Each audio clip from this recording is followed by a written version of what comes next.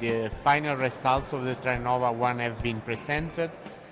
Overall, the study shows that there is an increase in progression-free survival, or a small increase in a couple of months, but in this analysis, they show that in a subpopulation of patients with ascites at the moment of enrollment, there is an overall survival benefit.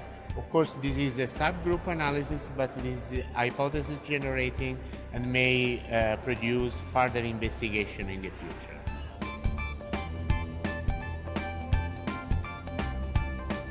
The PENELOPE trial, it's a very interesting trial because it's a biomarker-driven trial.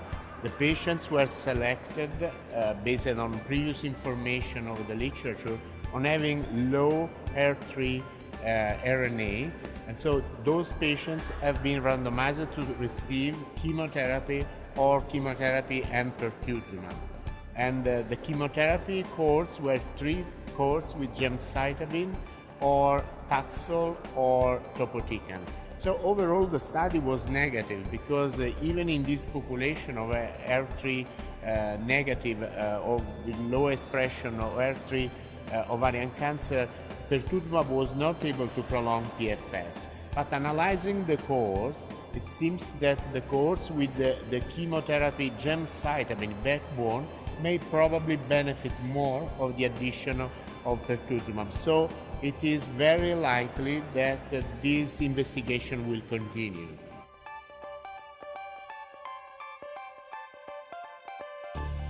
PORTEC-3, I think, is one of the more important trials performed over this year.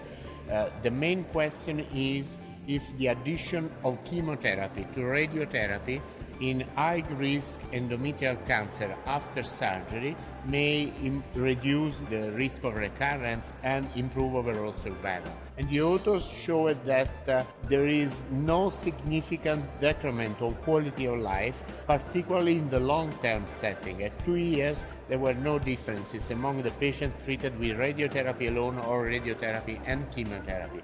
The main differences are during the phase of therapy, and of course the patients treated with chemo have more toxicity. I think this is an important information waiting for the final results of the trial, because chemotherapy is given in our general practice further to radiotherapy. So we have now more information to inform our patients on the risk and on the effect of quality of life.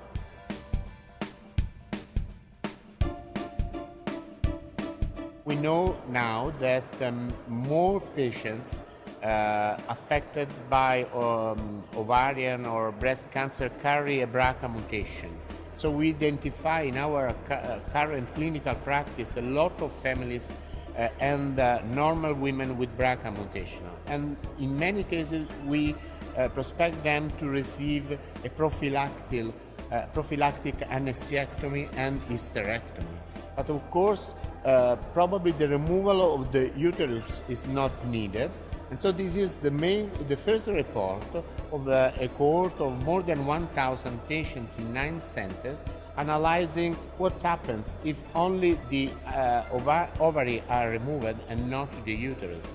And what they saw is that there is no increased risk overall of uterine cancer in those patients receiving only ovariectomy, but a small increase in the incidence of type 2 endometrial cancer, so the serous high-grade endometrial cancer. It's a very small increase that should be confirmed, and I think there will be further investigation also in this setting.